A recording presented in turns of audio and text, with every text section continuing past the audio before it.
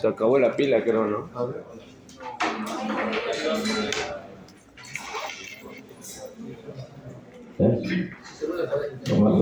Lo material.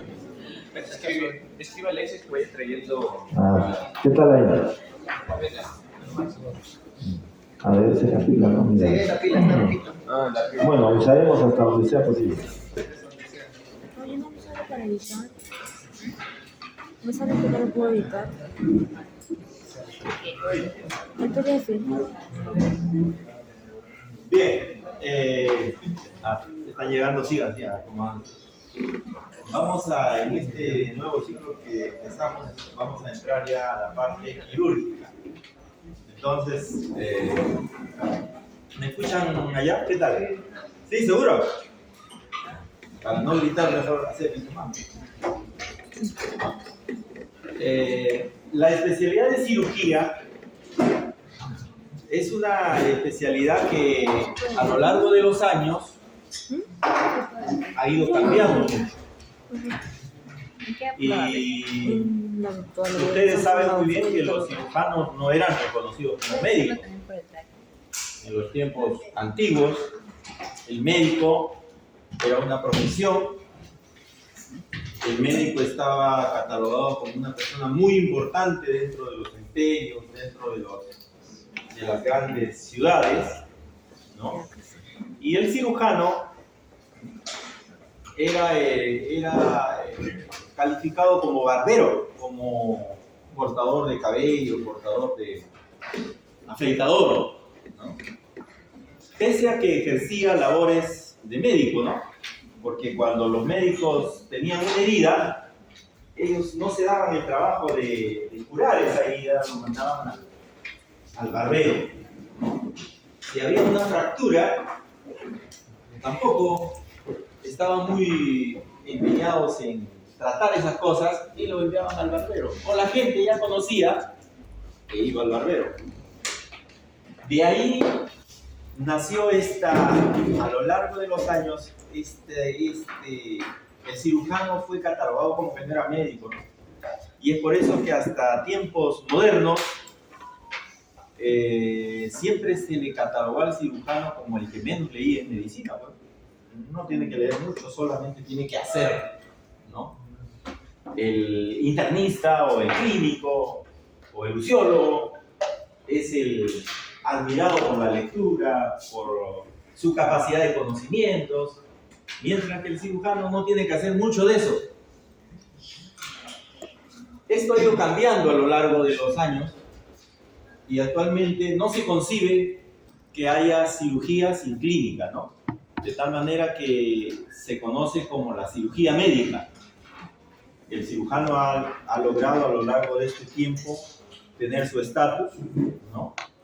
Y en estos últimos tiempos ha sido la inversa la percepción que tienen las personas o la gente de la cirugía, ¿no? Cuando ustedes sean médicos y tengan que ejercer la medicina en su primer nivel o segundo nivel, seguramente van a tener que, si están en Perú, si es que van a seguir ejerciendo en Perú, tendrán que hacer un servicio rural, llamado SERUM, y tendrán que enfrentarse a la realidad que tienen los países como el nuestro, aún, en la cual ustedes van a desempeñar labores no solo como médico, sino también como cirujano. Por eso en el Perú el título es de médico cirujano, ¿no? Porque usted tiene que tener los conocimientos básicos de la cirugía. Y parece ¿cómo les puedo decir? Paralelo a lo que les estaba diciendo, que la cirugía forma parte de su tratamiento que ustedes van a dar a estos pacientes en el primero o segundo nivel. Y la gente lo que más admira de la medicina ahora es la cirugía. Cuando usted lo enfrenta a un paciente o empieza a tratar con un paciente y usted le menciona algo de la cirugía, entra una especie de temor en las personas, porque siempre hay un temor natural por los actos quirúrgicos. Y la gente o los pacientes van a preguntar mucho. la familia va a preguntar mucho. Cuando usted programe a un paciente o tenga que hacer un procedimiento, tenga que hacer una curación especial, la familia, la persona involucrada, el paciente, va a tener mucha expectativa por lo que usted va a hacer. Y si usted está en un lugar donde no hay cirujano y usted va a tener que tomar decisión, quizás la decisión más difícil que tiene que tomar es realizar cirugía. Porque hacer una receta creo que es un poco más sencillo que hacer una cirugía. Entonces, en este curso que vamos a llevar, en estas clases que vamos a llevar, nos vamos a centrar por lo menos en la parte que es técnica quirúrgica, ¿sí? Porque entiendo que la parte patológica, la parte terapéutica de las patologías quirúrgicas las están llevando en otros módulos. Entonces nosotros nos vamos a centrar, y por eso que quiero que cuando llevemos el curso, no me voy a dedicar tanto en los tratamientos médicos, en que usted tiene que poner tanto de potasio, tanto de sodio, no. Sino, por ejemplo, cómo reconocer una hipopotasemia y cómo puede tener implicancia en su paciente quirúrgico. Cómo, por ejemplo, un paciente con obstrucción intestinal puede tener una connotación clínica. Es decir, la interpretación que usted haga de los conceptos clínicos vertidos a la cirugía. En eso se va a centrar el curso, ¿sí? Lo demás, obviamente, lo van a llevar ustedes en los diferentes módulos para cual hay el tiempo necesario. Entonces, en este tiempo vamos a centrarnos en eso. ¿Y por dónde empezamos? Empezamos, pues, por donde empiezan los pacientes, ¿no? Usted es paciente o usted es médico y en un determinado momento va a recibir un paciente generalmente derivado precisamente de las especialidades clínicas. Toda especialidad clínica en algún momento va a tener un límite de tratamiento y va a tener que decir, como se decía en tiempos antiguos, no, esto debe ir, claro, ya no van a decir al barbero, debe ir al cirujano, interconsulta al cirujano. O usted va a decir, bueno, tengo tal cosa y me han recomendado ir al cirujano. Y se va a enfrentar a una patología cuyo tratamiento completo necesita necesariamente de un acto quirúrgico. Tiene, por ejemplo, una colección, cálculos en la vesícula, y hasta el momento el único tratamiento que ha demostrado ser efectivo en todos los estudios controlados, randomizados, para la colelitiasis es la cirugía, es la colecistectomía. Usted puede tomar chancapiedra, piña, papa, lo que quiera, puede tomar sustancias que se han diseñado para ácido urso de oxicólico, sales biliares, puede tratar de incluso tratamientos invasivos, inyectando en la misma vesícula sustancias que puedan disolver los cálculos, pero ninguno ha demostrado mejor efectividad que la cirugía, desde tiempos antiguos hasta ahora. Eso no cambia. Lo que han cambiado son los métodos, los procedimientos a través de los cuales se realiza el tratamiento clínico. Entonces el clínico va a tener un límite y va a decir, no, esto es un abdomen agudo, es una apendicitis aguda o parece ser una apendicitis aguda, por lo tanto debe ir al cirujano. Y el paciente se enfrenta entonces ante un nuevo dilema, ¿no? ¿Qué va a hacer de mí? Y ahí empieza la nueva historia del paciente, una historia diferente a la que ha tenido hasta el momento, donde ha ido consultando con diferentes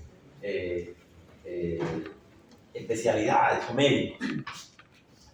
Entonces, desde que nos enfrascamos con un diagnóstico potencialmente quirúrgico, y digo potencialmente quirúrgico porque también existe lo contrario, a veces el clínico nos envía pacientes que cree deben ser operados y nosotros tenemos que determinar que no necesita un tratamiento clínico, que más bien debe regresar al clínico para seguir un tratamiento médico. Entonces, para eso nosotros tenemos que preparar a nuestro paciente, prepararnos nosotros mismos para dar el tratamiento adecuado en esta nueva fase que enfrenta el paciente. Y eso es la preparación prequirúrgica. La preparación prequirúrgica está orientada para todos los pacientes que son potencialmente quirúrgicos, que de alguna manera debe resolverse el problema de esta manera. Y es muy importante darle, valga la redundancia, darle mucha importancia a esta etapa. Porque un paciente mal preparado puede ser sinónimo de mala evolución quirúrgica, mala recuperación quirúrgica. Se ha demostrado que el hecho de tener un diagnóstico quirúrgico y explicarle al paciente de que necesita ser operado genera un cambio en los pacientes. Desde el momento que, imagínense, le decimos a usted, mire señora, usted tiene un tumor en el páncreas y debe ser operado. Impacta en el paciente, impacta en la familia, ¿no? De tal manera que usted tiene que manejar esto en este periodo, en esta preparación. De tal manera que el paciente debe hacer todo ese camino preoperatorio de la mejor forma, que llegue al éxito en la cirugía. El éxito de una cirugía no depende solamente de una buena técnica quirúrgica. Usted puede tener al mejor cirujano del mundo en determinada área, pero si no tiene los otros factores que vamos a ver en esta preparación, la cirugía puede ser defectuosa, puede haber complicaciones y hasta puede haber muerte.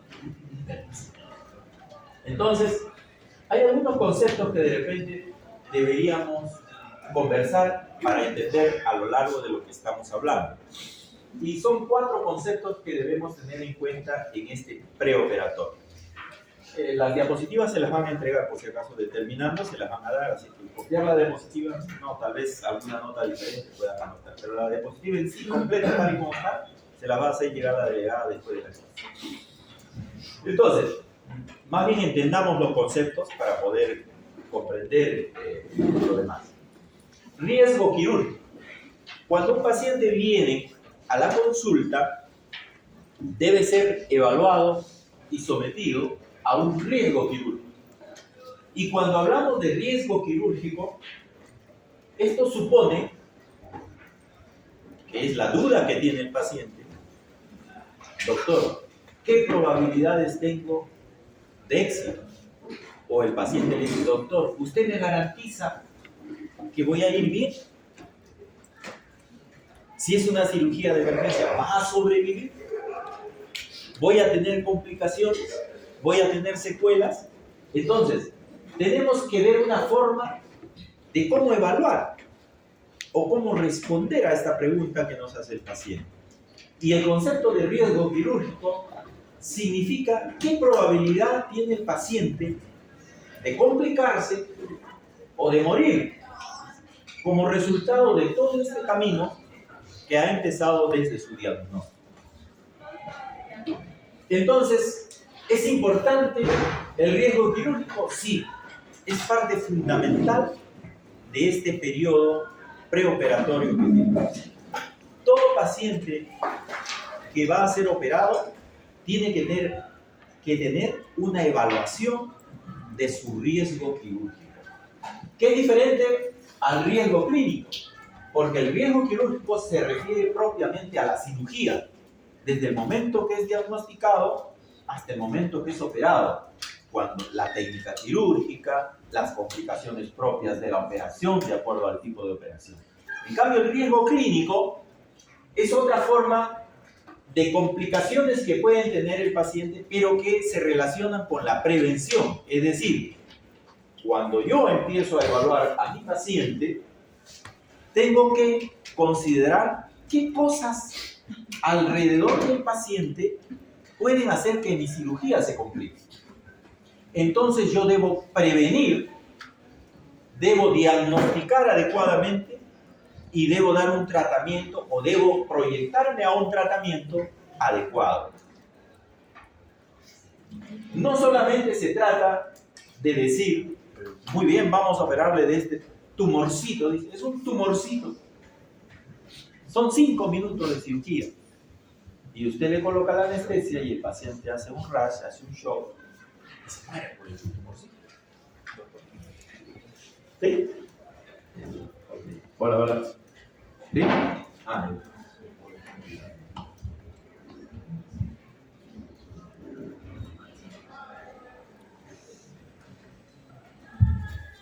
hola.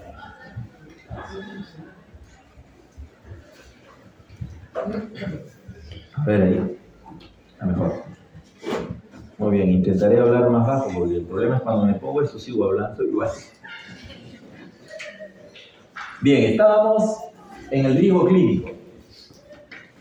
Acciones preventivas que tengo que tomar con el paciente. Por ejemplo, si el paciente en estos ha tenido una enfermedad de COVID, que ha tenido que estar de repente en la UCI y ahora el paciente va a ser operado, yo tengo que evaluar cómo está su función pulmonar. Tengo que tomar una radiografía, de repente tengo que evaluar o enviarlo al neumólogo. Es decir, yo voy a prevenir, no tiene eso que ver directamente con la cirugía, pero puede tener una repercusión clínica y una repercusión en el paciente. Imagínense si yo no tomo las medidas adecuadas e ingresa el paciente y tengo que darle anestesia general y de repente tiene un problema de tipo respiratorio.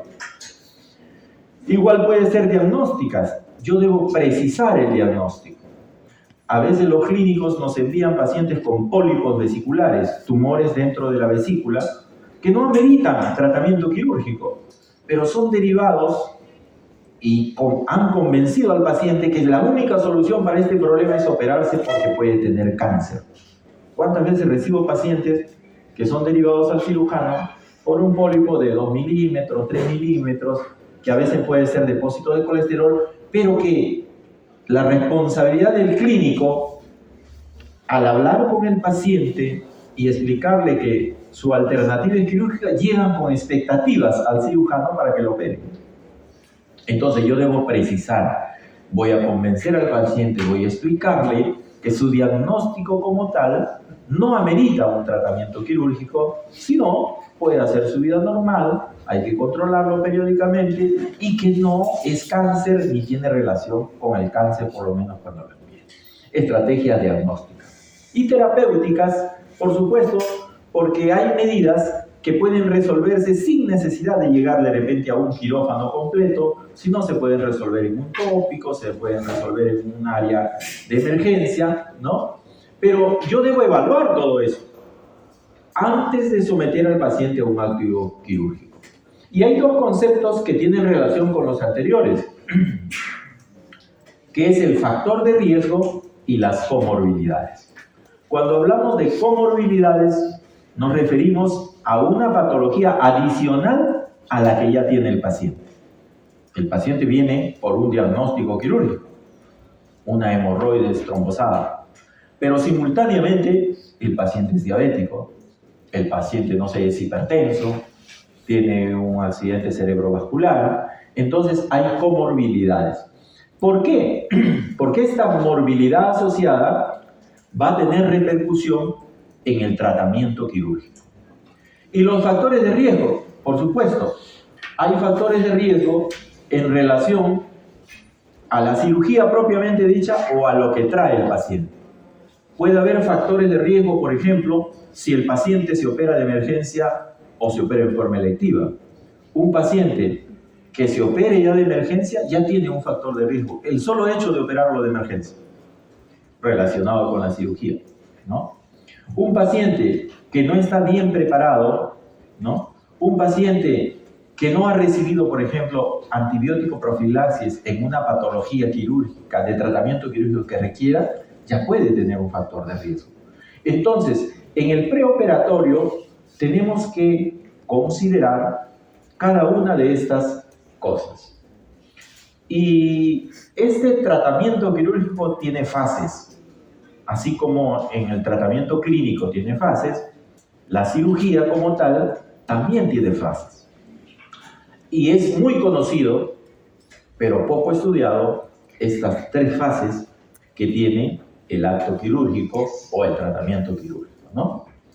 El cuidado preoperatorio o la fase preoperatoria, la fase intraoperatoria, u otros la llaman la fase transoperatoria, y por último, el cuidado o la fase postoperatoria. El tratamiento del paciente no termina con la cirugía, como piensan a veces algunos cirujanos. No basta con operar al paciente, ahí no acaba el tratamiento. Yo puedo operar a un paciente, hacer una ligadura de las venas colaterales de la pierna por una enfermedad venosa, y si es que yo no continúo con el tratamiento posterior a la cirugía, ese tratamiento quirúrgico está incompleto. Incompleto. El preoperatorio obviamente se refieren a todas las acciones, de la cual ya estábamos hablando, que tiene el paciente y su médico o su cirujano médico hasta antes de ingresar a la sala de operaciones. Esto incluye desde la consulta médica que se tiene con el paciente hasta el momento que es hospitalizado, realizado su historia clínica y preparado para ingresar al quirófano. Ese periodo se denomina periodo preoperatorio. Cuando un paciente está para ingresar a la sala de hospitalización, es un periodo preoperatorio. Cuando el paciente acude a una consulta, es el periodo preoperatorio. Y hasta el momento que la enfermera encargada de hospitalización entrega al paciente al quirófano, allí termina la fase preoperatoria. La fase intraoperatoria incluye el periodo en el cual el paciente ingresa al quirófano, es recibido por la enfermera circulante, el anestesiólogo, pasa al quirófano donde se realiza la cirugía propiamente dicha, la que haya programado el cirujano, pero tampoco termina ahí la fase transoperatoria o intraoperatoria. El paciente es llevado después de la cirugía a la fase de recuperación inmediata, que está incluida dentro de la fase intraoperatoria. La fase de recuperación inmediata, porque en el quirófano existe, aparte de la sala de operaciones del quirófano propiamente dicho, una sala de recuperación. Todo lo que se realice en ese periodo, sí, dime primero tu nombre. Dandy. Tandy. Ya, Tandy. En la cirugía de emergencia también hay los 3 periodos. Correcto, muy buena pregunta, Tandy.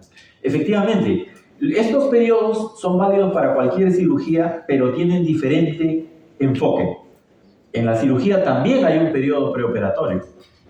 Es más rápido, es más corto, ¿no? Porque usted no se puede dar el trabajo, imagínense, viene un traumatismo abdominal abierto por arma blanca. Usted no se va a sentar ahí a hacer una historia clínica y decir, a ver, bueno, ¿qué factores de riesgo tendrá? Pero usted lo hace inmediatamente, rápido. Usted llama al familiar, usted evalúa al paciente, indaga cuáles son, es alérgico o no es alérgico a alguna medicina, indaga los principios más rápidos. Pero las mismas fases se cumplen tanto para la urgencia, la emergencia o la cirugía electiva. Sí, entonces es muy válido eso. ¿Por qué? Porque a veces uno puede tranquilamente pensar que, bueno, el paciente está mal y no hay que hacer preoperatorio. No, hay que hacerlo. Será más corto, por supuesto. Será más rápido. Su historia clínica será más sucinta, más dirigida, más rápida, ¿no? Pero tiene que hacer todo eso. ¿Sí? Muy bien. Cualquier pregunta es válida. Puede cortarme y me dice. Entonces, estábamos en el intraoperatorio transoperatorio. Decíamos que el paciente es operado, es llevado a la sala de recuperación. Allí se producen muchos sucesos que vamos a comentar y que tienen repercusión con el éxito de la cirugía. De nada sirve operar muy bien a un paciente, pasa la recuperación, está 30 minutos, el paciente empieza a hacer taquicardia, empieza a hacer hipotensión, el anestesiólogo piensa que se trata por efecto posanestésico, está demasiado relajado, el paciente empieza a hacer oliguria y entonces evaluamos el abdomen y el abdomen tiene una resistencia abdominal. Diagnosticamos una hemorragia postoperatoria inmediata a consecuencia de una colecistectomía. El paciente debe reingresar a sala de operaciones por una complicación inmediata. Es por eso que es importante esta fase intraoperatoria o transoperatoria. Luego viene la fase postoperatoria. Desde que el paciente, después de pasar por este periodo del transoperatorio, es devuelto a la sala de hospitalización. La enfermera y el anestesiólogo, después de evaluar que el paciente ha pasado todos los efectos postanestésicos, que ustedes van a llevar eso en la parte que es anestesiología, y ¿ya empezaron ese curso? Ya, entonces ahí van a ver todo lo que se hace en la recuperación, eso no nos vamos a encargar nosotros, ¿no? Evalúa al paciente, el paciente está en óptimas condiciones, está hemodinámicamente estable, le entrega a la enfermera y la enfermera nuevamente lleva al paciente a la cama en la cual estaba hospitalizado previamente. Y ahí empieza otra fase, la fase postoperatoria, donde tienen que ver varias repercusiones y algunas de las cuales vamos a hablar ahora. Por ejemplo, el balance hidroelectrolítico. ¿Cómo vamos a manejar a un paciente con dolor por herida operatoria? ¿Cómo vamos a manejar a un paciente que no puede comer? Porque hemos hecho una cirugía que le impide la ingestión por la vía digestiva. ¿Cómo vamos a hidratar a un paciente?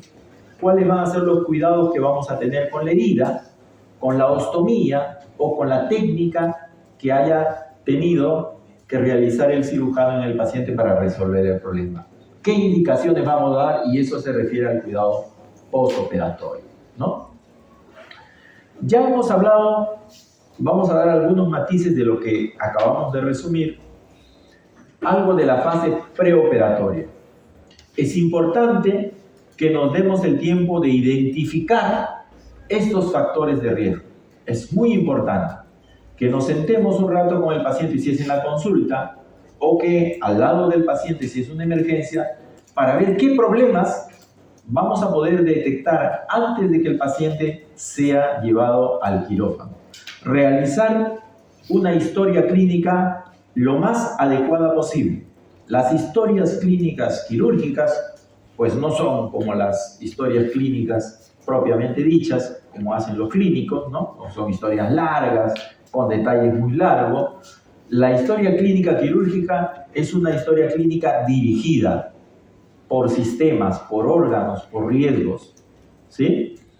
Por supuesto que tienen que ver muchas de las cosas que hacemos en una historia extensa, pero es una historia que busca reducir los factores de riesgo o las comorbilidades o evaluar el riesgo quirúrgico o el riesgo clínico que mencionamos al inicio. Ese es el objetivo de esta fase preoperatoria. Para eso tendrá que haber una entrevista y usted tiene que hacer gala ahí de su capacidad como conversador, como dialogar, cómo sacar la información al paciente, cómo sacar información al familiar del paciente, cómo hacer que un niño pueda ser suturado sin necesidad de anestesia general. Entonces, usted tiene que buscar eso a través de esta fase preoperatoria. Tiene que hacer pruebas diagnósticas o pruebas relacionadas con la patología que tiene el paciente. Tendremos que ver cómo está su perfil de coagulación de repente. Tendremos que ver cómo están sus estándares de presión, de funciones vitales, los antecedentes importantes que pueda tener o identificar comorbilidades que de repente hasta el momento no han sido diagnosticadas. Muchos pacientes ingresan a cirugía y recién ahí se le detecta la diabetes, por ejemplo. O recién, cuando el paciente entra en estrés, ¿no? Empieza a notarse que efectivamente estaba cursando ya con un cuadro de hipertensión. Hay muchos factores de riesgo, ¿no? Acá mencionamos algunos, ya lo dijimos algunos: respiratorios, coagulación, cardiovasculares, hepáticos, renales, uno de los más importantes, ¿no? Nutricionales. Esta valoración preoperatoria tiene que ver con un punto importante y que el cirujano debe evaluar, o ustedes también deben evaluar. ¿Qué beneficios va a traer la cirugía? ¿O qué riesgos va a traer la cirugía? Sí, usted se va a hacer una liposucción, perfecto. ¿qué beneficios le va a traer? ¿O qué riesgos le van a traer? Ustedes han visto en las noticias, hay muchas muertes, ¿no? Por hacerse una cirugía de repente innecesaria para algunos, necesaria para otros. Usted va a realizarse una colecistectomía en un paciente que tiene colelitiasis sin síntomas. No tiene ningún síntoma, ningún signo, pero como tiene cálculos en la vesícula, los clínicos lo envían al cirujano y dicen, opérelo. Y se ha visto que la morbilidad, como estamos viendo, es mayor en estos pacientes. La colelitiasis asintomática no debería operarse. Entonces, tenemos que tener claro, explicar al paciente qué riesgos tiene operarlo. Si no opero la apendicitis aguda en una fase ya establecida y evolutiva, puede llevar a una perforación del apéndice y tener una complicación, una peritonitis, una sepsis, un shock séptico y la muerte. Si tengo una tumoración y no extraigo esta tumoración, pues el paciente va a terminar con una metástasis por úlcera de colon. Pero si tengo la misma tumoración en una zona del córtex cerebral, de repente la cirugía va a ser más complicada y va a ser más dañina que la propia enfermedad. Hay pacientes que han ingresado a cirugías complejas, como vamos a ver, que la cirugía es el mismo factor de riesgo. Entran a una cirugía de alto riesgo con la posibilidad de que el paciente no pueda salir de la sala de operación. ¿Sí? O tenga secuelas grandes, operaciones de columna vertebral. El paciente, como dicen algunos, entró caminando. Porque así el paciente, cuando ve las secuelas y las complicaciones, no piensa en todo lo que ha hecho el cirujano, sino en cómo es el resultado. ¿Sí? Entró caminando, dice, y ahora no camina. Porque no supieron evaluar los riesgos, los beneficios de la cirugía. ¿Le conviene al paciente operar o no? Eso es lo que debe decidir. Hay mucho de ética en esto de decidir una operación. Muchos pacientes van a la clínica y, como ustedes saben, la medicina se ha comercializado últimamente. Más Burney positivo, dolor en fosa ilíaca derecha, cirugía. Entras a operar al paciente, si está normal, igual le sacan la mano. Entonces, hay una connotación ética del cirujano, del médico, para decidir qué cirugía debe realizarse y qué cirugía no debe realizarse. Igual es válido esto para la valoración, cuando hablamos de la valoración del riesgo quirúrgico, y lo vamos a ver con más detalle más adelante. Hay que evaluar qué riesgo tiene el paciente de operarse. No solamente operarlo. Yo tengo que decir, ¿lo voy a operar yo?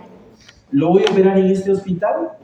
O de repente, cuando valoro el riesgo quirúrgico, puedo decir y pensar, no estoy en capacidad de operar al paciente. No tengo la técnica o la experiencia suficiente para manejar pacientes con esta escala de riesgo. O debería operarse de repente en otro hospital de mayor nivel, por ejemplo.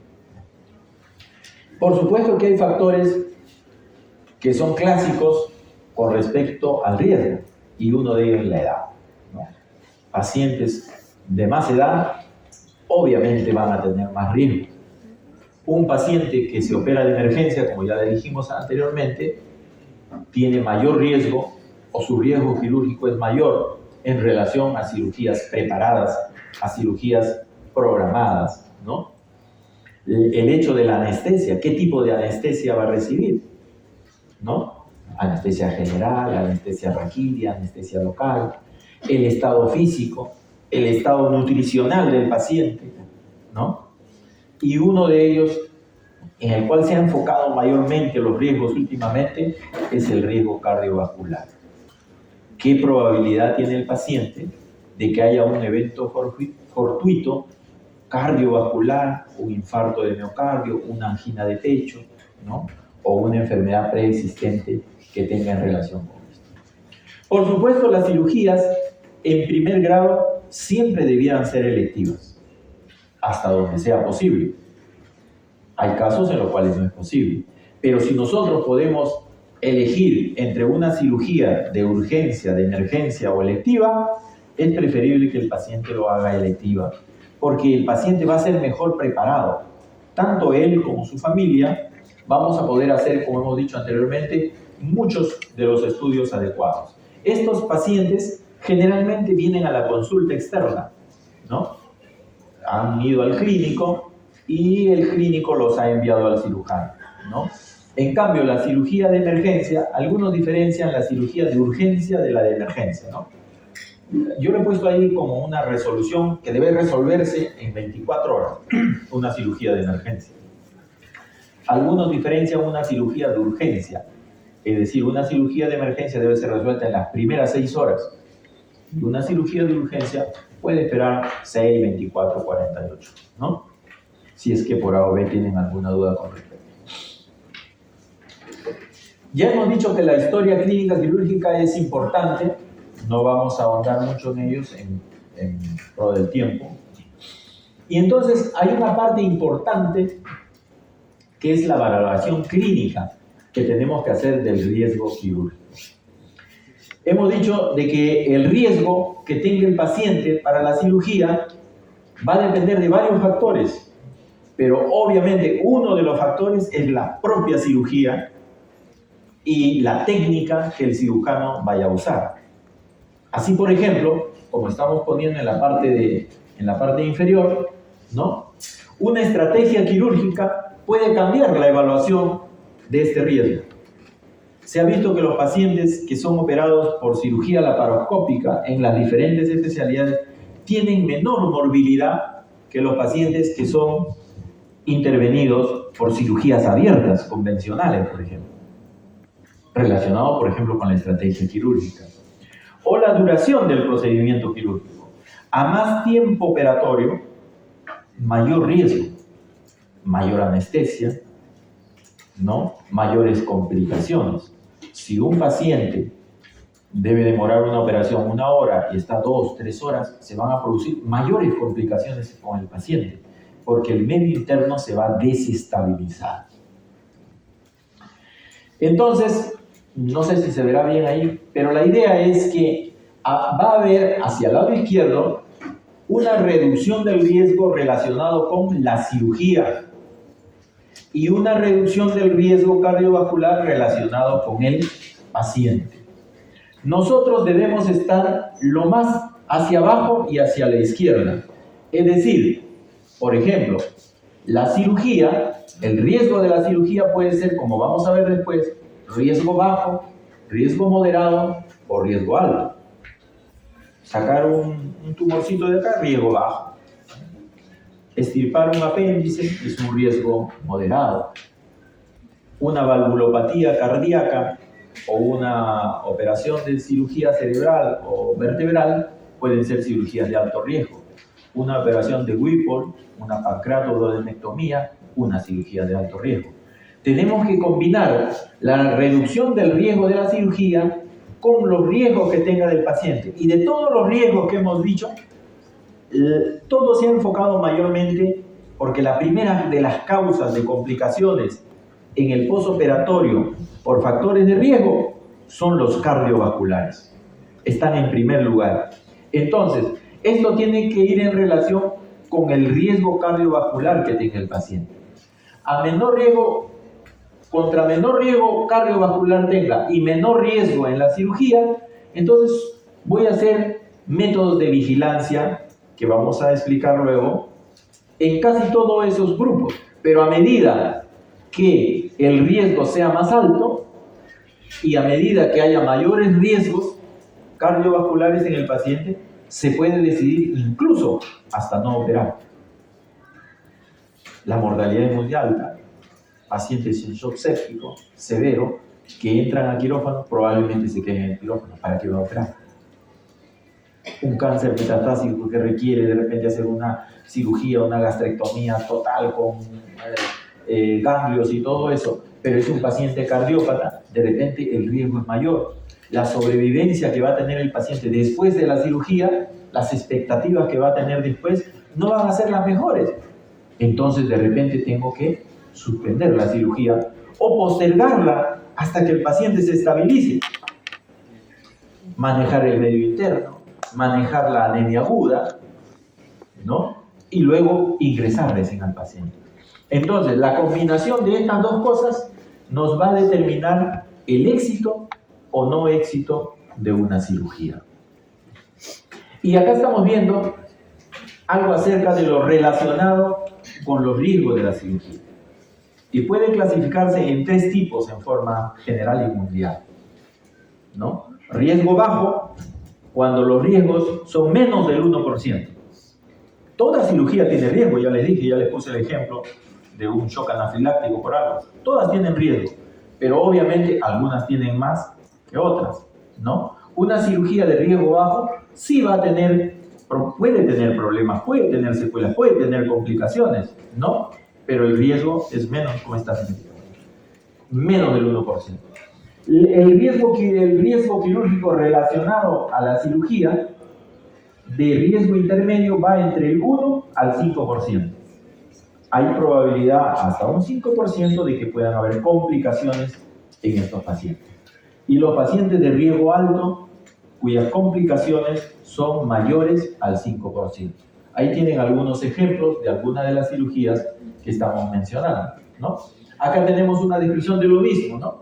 Alto riesgo, riesgo intermedio, riesgo bajo. Riesgo bajo, ¿no? Extirpar un lunar, ¿no? Por ejemplo, una operación oftalmológica, son riesgos bajos, porque a veces se hacen con anestesia local, ¿no? Hay incluso cirugías de riesgo bajo que se pueden hacer con pseudoanalgesia, como van a ver cuando revisen anestesiología. Riesgo intermedio, ¿no? Son cirugías, las comúnmente realizadas en forma general, son las de riesgo intermedio. Y las de riesgo alto son aquellas, pues, en las cuales entran a las grandes cavidades, se hacen grandes resecciones, hay trastornos del medio interno, se tienen que usar elementos externos o especialidades externas para manejar, ¿no? Multiespecialistas, ¿no es cierto? Quirófanos especializados, máquinas especializadas, son las de alto riesgo, ¿no? Pero así como hay riesgo relacionado con la cirugía, hay riesgo relacionado con el paciente. Ya lo hemos dicho, ¿no es cierto? Entonces, esto está determinado por la edad, ya hemos dicho la edad, pacientes seniles o pacientes muy, muy jóvenes, ustedes saben que ahora se hace cirugía fetal, tienen mayor riesgo que otros, ¿cierto? La presencia de factores de riesgo cardiovasculares, y en eso vamos a centrarnos, ¿no? Tiene mayor riesgo. Si es que el paciente tiene hipertensión, si tiene una insuficiencia cardíaca congestiva, si es un diabético descompensado, ¿no? Si fuma, etc. Estos riesgos se van a elevar. Los pacientes, y acá se ha hecho un corte en los 65 años, menores de 65 años, que no tengan estos síntomas, estos signos de una historia de enfermedad cardiovascular, ni factores de riesgos relacionados con el corazón, se pueden considerar pacientes de bajo riesgo, ¿no? Pacientes jóvenes, sanos, que no tienen antecedentes de patología cardíaca, podemos hablar de riesgo bajo, ¿no es cierto? Estos pacientes pueden ser sometidos, como vimos en el anterior cuadro, a cirugías de bajo riesgo o de riesgo intermedio, pero sin evaluación preoperatoria extensa. Por ejemplo, no necesitan ir al cardiólogo. Voy a hacer una cirugía intermedia, pero como el paciente es joven, no tiene factores de riesgo cardiovasculares, no necesito pues que le haga el riesgo un cardiólogo, necesito que lo vea un médico internista y me puede evaluar los riesgos principales como joven. Esto es importante porque a veces ocurre discrepancias entre el clínico y el cirujano. Y esto me pasó hace poco. Un paciente que interconsultaron por una apendicitis aguda y el único factor de riesgo que tenía era la edad, tenía 80 años. Y entonces el clínico dijo, esto tiene riesgo 3, como vamos a ver después. Por lo tanto, no puede ser operado en este hospital, debe ser derivado a otro hospital. Cuando intentamos derivar al otro hospital, los clínicos del otro lado dijeron, ¿y por qué tiene riesgo 3? debe ser operado en su hospital. Y entonces empezó el problema, ¿dónde se opera el paciente? Si se opera en este o en el otro. Entonces, pacientes menores de 65 años son los que no tienen. Si es un paciente que tiene solo factor de edad, por ejemplo, como vamos a ver después, y la cirugía no es de alto riesgo, pues se puede hacer un electrocardiograma, una evaluación con un cardiólogo o con un internista para ver en la búsqueda de otros factores de riesgo. Este es un esquema que tal vez no lo vean muy atrás, acerca de lo que hemos hablado, ¿no es cierto? Más o menos. Es decir, bajo riesgo, mediano riesgo y alto riesgo.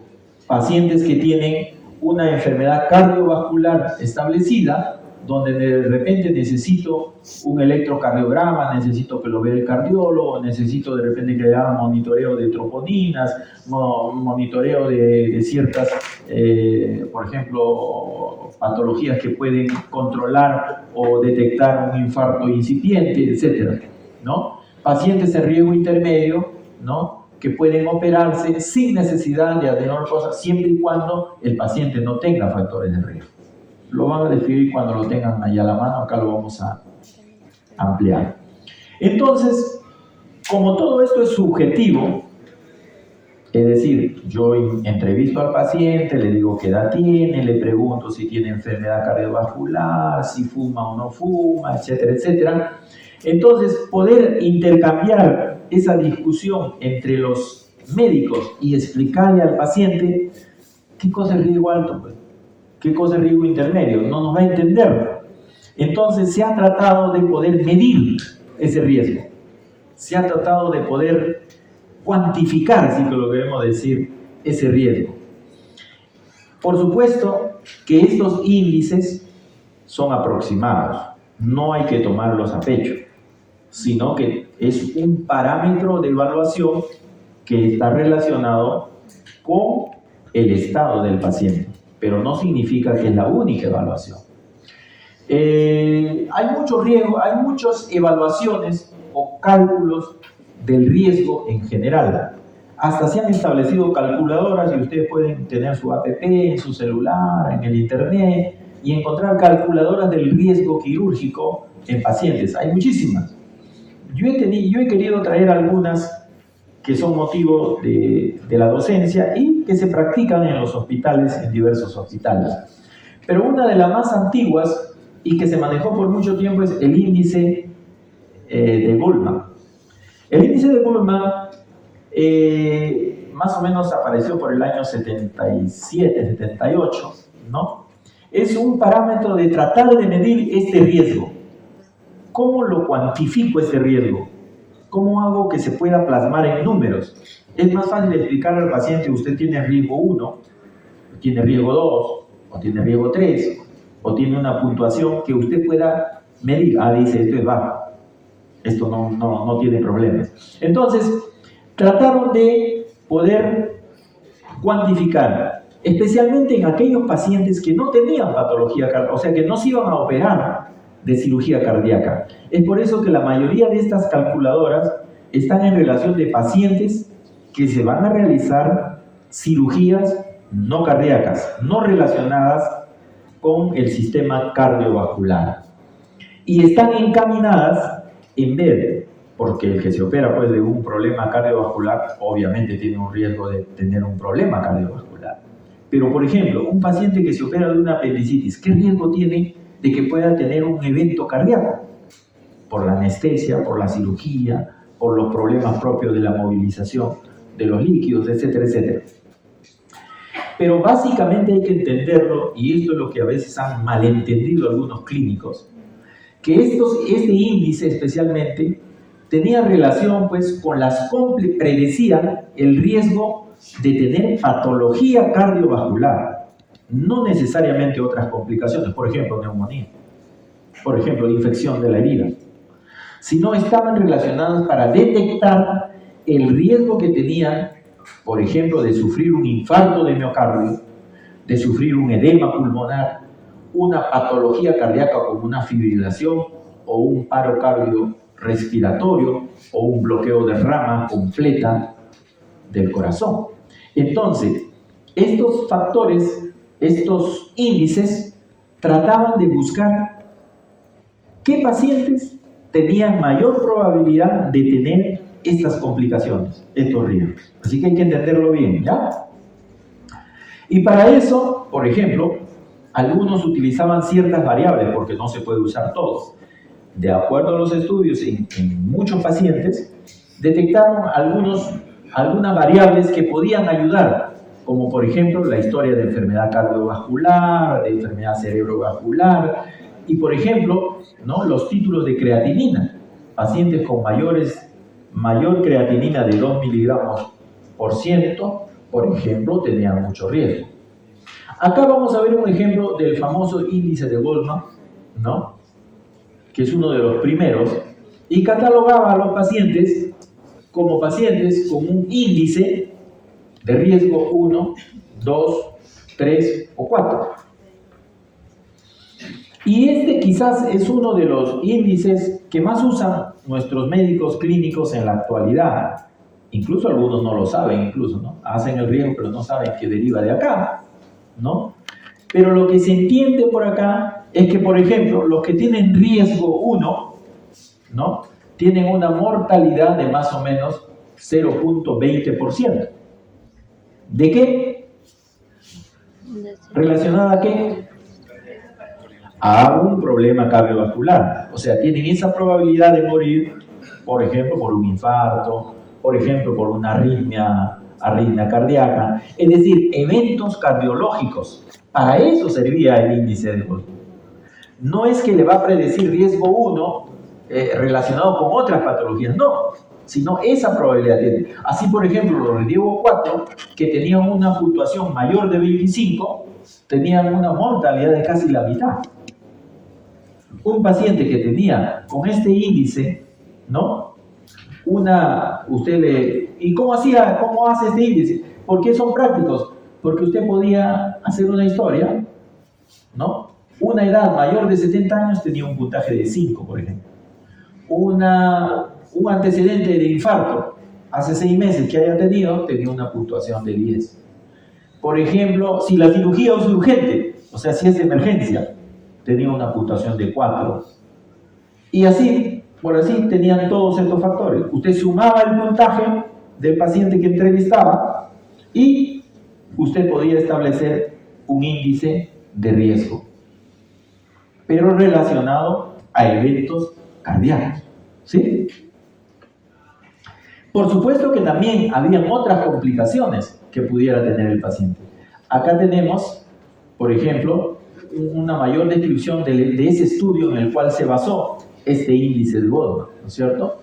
Pacientes, por ejemplo, en el primer lugar ahí está tipo 1, tipo 2, tipo 3, tipo 4. Ahí está la cantidad de pacientes que se estudiaron, ¿no? En segundo lugar, qué puntaje se le asignó a cada uno, ¿no es cierto? Ahí están los puntajes, ¿no es cierto? ¿No? De 0 a 5 es 1, de 6 a 12 es 2, de 13 a 25, 3, y cuando era mayor de 26 puntos, era riesgo 4, ¿cierto? Ahora, en este lado, desde el 3, el 4 y el 5, vamos a ver las complicaciones que puedan haber. Por ejemplo, complicaciones menores están en el cuadro número 3. Complicaciones severas, que pueden llegar incluso al infarto, están en el 4. Y complicaciones mayores, o sea, muerte cardíaca, infarto, ¿no es cierto?, están en el cuadro número 5. Como nosotros vemos, a medida que aumenta el riesgo, ¿cierto?, aumenta los eventos fortuitos que puedan presentar en el paciente. Entonces, si yo pido a mi clínico que me evalúe el riesgo de un paciente y me dice tiene riesgo 4, yo voy a pensar en la cirugía. ¿Qué beneficios tendrá mi cirugía relacionado? 1 de cada 2 se van a morir. De repente yo ingreso a operar y no le voy a dar un mayor beneficio al paciente. Entonces tengo que sopesar. No quiere decir que esto me va a determinar si se opera o no, pero es uno de los factores que me va a ayudar a evaluar. Bien, estamos en el tiempo. Si yo voy a decidir una cirugía. Por supuesto que nadie está contento con todo, y vieron que esta muestra era muy pequeña, ¿no? Que de repente deberían hacerle algunos arreglos, y hay otro índice que apareció que establecía algunas cosas más precisas. Como ustedes ven, el otro tiene muchos factores, ¿cierto? Este índice del I, ¿no? El índice cardíaco, también relacionado con eventos cardíacos fortuitos, tiene solamente 1, 2, 3, 4, 5, 6 factores a evaluar. Y evalúa la presencia de estos factores para establecer el riesgo, a diferencia del otro que le da puntaje. Acá evalúa cuántos de estos factores tiene. Por ejemplo, si es una cirugía de riesgo elevado, ustedes pueden entrar a esta dirección y en forma directa van a encontrar ahí, colocan los datos del paciente y le va a salir el riesgo. Yo le he puesto ahí, pero no hay internet, pero ustedes lo pueden buscar cuando lo tengan. Entran a la página y ustedes pueden buscar qué riesgo tiene un paciente de determinada cirugía que vayan a hacer ustedes. Entonces, cirugía de riesgo elevado, antecedente de cardiopatía isquémica, insuficiencia cardíaca congestiva, antecedentes de enfermedad cerebrovascular, diabetes insulino dependiente, no diabetes no insulino dependiente, y creatinina mayor de 2 miligramos. Estos factores fueron los más importantes para establecer el índice de Lee, a diferencia del índice de Goldman. Y entonces calificaba igual, en 4 grupos, así como el índice de Goldman, ¿no? Es decir, clase 1, clase 2, clase 3, clase 4. Y acá establecía, como ustedes han visto, ya no solamente eventos cardiovasculares, porque establece, por ejemplo, la creatinina, que es la función renal, y establece la presencia de diabetes, o la presencia de enfermedades neurológicas, que no tiene relación directamente con patología cardíaca, ¿sí? Esa es la diferencia con el otro índice. Y establece, casi al igual, que el riesgo 1 tiene un riesgo o posibilidad de complicación, ¿no?, de 0,5%. Es decir, si no tiene ningún factor de riesgo, es un joven sano completamente, no tiene ningún factor de riesgo, 0 factores de riesgo, igualmente tiene posibilidad de tener una complicación grave. Entonces no hay cirugía chiquita, es una simple cirugía. No, tiene posibilidad, aunque no tenga usted ningún factor de riesgo, de tener potencialmente una complicación grave. Y eso hay que explicar al paciente, eso hay que explicar a la familia, porque un evento fortuito en una cirugía, imagínese, una madre le confía a su hija para que usted lo opere de algo, y ocurre un evento fortuito que usted no ha explicado, no ha hablado con la familia, no ha hablado con el paciente. Es terrible. Los pacientes de clase 2 son aquellos que tienen un factor de riesgo. Entonces, por ejemplo, un diabético que usa insulina, por ejemplo, que se va a someter a una cirugía, pues tiene la probabilidad de una complicación grave de 1,3%. Y así podemos ver, los pacientes que tenían más de 3, alguno de esos antecedentes, una creatinina por una insuficiencia renal elevada y encima diabético, esos pacientes tienen la probabilidad de casi el 10% de probabilidad de complicación. Y tiene que saber, el paciente tiene que saber, usted tiene que explicarle por qué es que tiene que operarse y qué riesgo tiene que operarse. Este mismo estudio de Lee fue ampliado por este autor, ¿no?, con mayor cantidad de pacientes, y estableció que los riesgos que el primero establecía, por ejemplo, establecía que era 0,5, ¿verdad? El Lee, él estableció que era más alto y él tenía una mayor cantidad de población. Entonces, actualmente el índice de Lee ha sido revisado, está en revisión, ¿no?, de que incluso los eventos son mayores.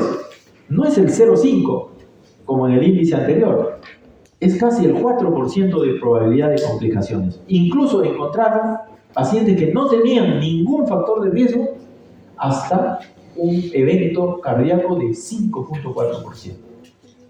Entonces, la cirugía es muy importante, pero la evaluación que usted haga del riesgo es tan importante para explicar al paciente.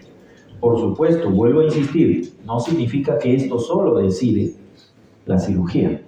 Esto es uno de los parámetros, un parámetro importante, medible, para que el paciente pueda entender y para que entre médicos podamos entendernos, entre el anestesiólogo, el cirujano. El anestesiólogo dice, no puede entrar a la sala, tiene riesgo 3. Y el cirujano dice, la cirugía es importante. Si no hago la cirugía, se va a morir el paciente independientemente de tu riesgo. Imagínese, viene un accidente de tránsito, traumatismo abdominal abierto, hígado con traumatismo, sangrando. ¿Qué riesgo es? Tiene un riesgo alto. Pero si no hago nada, se va a morir el paciente. Entonces, estos riesgos nos establecen prioridades de repente en el paciente. Podemos establecer, como se hizo en la época del COVID, ¿no? ¿Qué pacientes entran a usar una máquina de UCI cuando no hay un respirador? Tengo 5, ¿a cuál le doy la máquina? Y se llegó momentos en los cuales los médicos tenían que decidir, este pasa y este no pasa, porque este tiene menor riesgo. Bueno, miren, hay eventos que pueden llegar al 15% de eventos cardíacos mayores en estos casos. Cuando nos referíamos a los factores esos, acá tienen una descripción, ¿no? Por supuesto, alto riesgo ya saben a qué se refiere, ¿no es cierto? Son cirugías complicadas, de cavidades grandes, largo tiempo, intratorácicas, neuroendocrinas, etcétera, ¿no? Y historia de cardiopatía isquémica, ¿no es cierto? ¿A qué se refiere con historia de cardiopatía isquémica?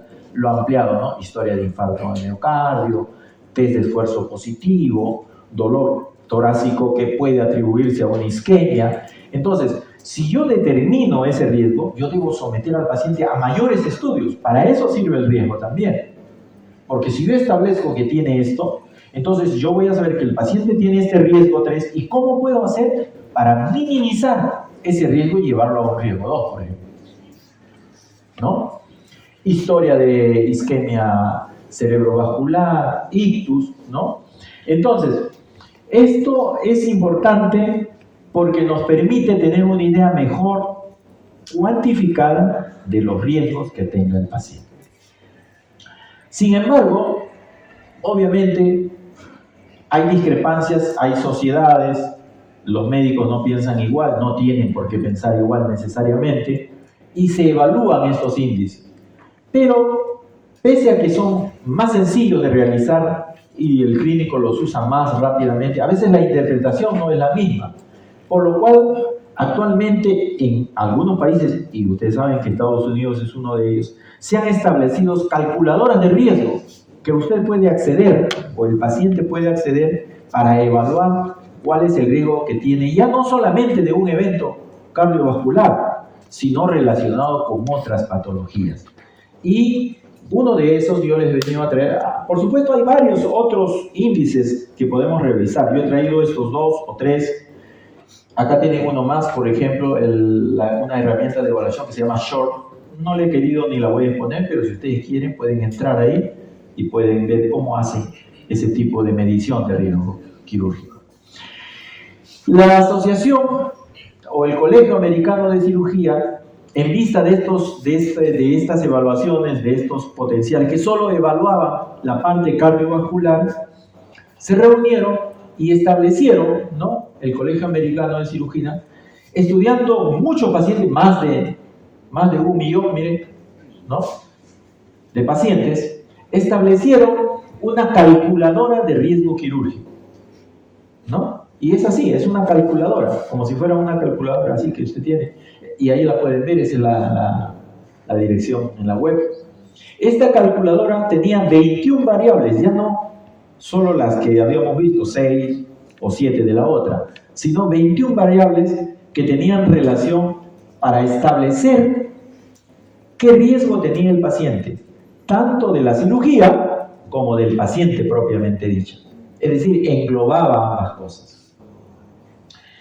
Por supuesto, este periodo de estas posibles complicaciones o riesgo eran en los 30 días postoperatorio, lo que se llama el postoperatorio mediato, es decir, el primer mes desde que el paciente se operaba. Hemos dicho que la cirugía no termina cuando se opera al paciente, sino el paciente tiene que seguir su control.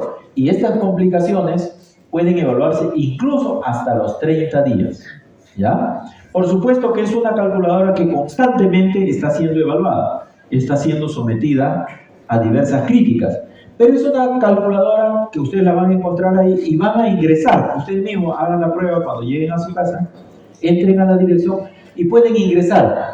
Acá yo hice el ejemplo para esta clase, ingresar por ejemplo una apendicectomía. Ahí aparece el código de la operación que usted va a realizar, ¿no? Coloca el código y luego establece los otros ítems que ingresa usted a la calculadora en la web, ¿no? En Estados Unidos esto es parte de la norma de los hospitales. ¿Existen otros tratamientos, por ejemplo? Para esta apendicectomía, usted puede poner ninguno, porque es netamente quirúrgico. ¿El paciente tiene diabetes? ¿Qué tipo de diabetes tiene? ¿Cuál es su edad? Pone ahí el factor edad, ¿no es cierto? Si es fumador, por ejemplo, ¿no? Si está en diálisis, si ha tenido insuficiencia renal aguda, incluso hasta el peso, ¿no? Incluso la talla y el peso para establecer los riesgos que tiene el paciente. Ahí le hemos puesto alguna, porque con esto ustedes saben que la obesidad es un factor de riesgo para una cirugía, o la desnutrición es un factor de riesgo para la cirugía. Entonces, ingresa usted más sencillo esto, con el paciente si usted quiere a la mesa, ¿no? Y puede establecer los diferentes riesgos. Automáticamente la calculadora, con todos esos estudios que se han hecho, establece los diferentes riesgos y los porcentajes probables de riesgo que pueda tener un paciente que se va a someter a una cirugía. Incluso hasta le da la posibilidad de cuántos días va a estar hospitalizado. Por ejemplo, 2 días este paciente. Por ejemplo, ¿no? Estableciendo probabilidades con los diferentes, hasta infección, por ejemplo, de herida operatoria, ¿no es cierto? Ahí, por ejemplo, ves, ¿no? 4%, ¿no? Y etcétera. Entonces, este es un modelo muy interesante que todavía no está implementado acá en el Perú, ¿no? Casi no nos basamos en esto, ¿no? Más nos basamos los clínicos, porque los que hacen el riesgo no somos los cirujanos, usualmente lo hacen los clínicos, ¿no? Pero esto generalmente se maneja por los cirujanos, estas escalas que son estas calculadoras, ¿no? Y podemos entonces nosotros tener una idea mejor para explicarle al paciente sobre qué riesgos tiene. ¿Correcto? No sé si hay alguna pregunta hasta acá. Sí, dime. Vuelve a repetirme tu nombre, porque si no, no me voy a acordar. Tanti. ¿Qué tipo de riesgos se usa más aquí en Perú? ¿Tanto cardiovascular como? Ya. Aquí en Perú más usamos los anteriores, ¿no? El índice de Goldman, ¿no? El TELI modificado. Lo que pasa es que en el Perú no hay un consenso todavía con respecto a esto. Ese es el gran problema que tienen algunos países que no tienen las cosas más regladas, más ordenadas. Por ejemplo, en un hospital hacen de repente el Goldman, en el otro hacen LI, en el otro no saben lo que hacen riesgo más, pero ni siquiera saben que es tal o cual riesgo. Algunos piensan que están haciendo riesgo de todo, sin embargo hemos visto que esos riesgos son para eventos cardiovasculares, o sea, no tiene que ver con otras complicaciones. El paciente puede tener un riesgo de neumonía. Dime tu nombre y... Matías, dime. Se recomendaría usar ambos, por ejemplo, el Lee y Goldman al mismo tiempo, ¿no? Porque el Lee es más amplio de lo que tengo entendido, ¿no? Tanto de la parte renal, cardiovascular, ¿no? Entonces, ¿usted lo recomendaría? Así es, sí. Algunos se pueden combinar estos dos riesgos para dar. Aunque el índice de Lee prácticamente engloba casi todos los de Goldman, ¿no? El Goldman es más amplio, pero si tú ves en los ítems, están englobados dentro del otro, ¿no? Entonces, se han hecho comparaciones, estos, por supuesto, estos estudios tienen que ser validados, ¿no? Acá en Perú todavía no se han validado hasta donde yo tengo idea, pero por ejemplo en México se ha validado la utilidad de esta calculadora o el índice de Lee para calcular el riesgo quirúrgico, ¿no? Entonces, a veces algunos que quieren hacer tesis, ahí tienen motivo para hacer tesis, por ejemplo, ¿no? Evaluar. Porque estos han sido hechos en poblaciones americanas, por supuesto, no han sido hechos en poblaciones latinas. Y ustedes saben que cualquier calculadora o cualquier índice no se puede usar a rajatabla, sino como, por eso digo, como un parámetro, como una forma de poder tener una idea más relacionada con otras cosas. Por ejemplo, y acá vamos a ver las otras cosas. No sé si hay otra pregunta con respecto a la anterior.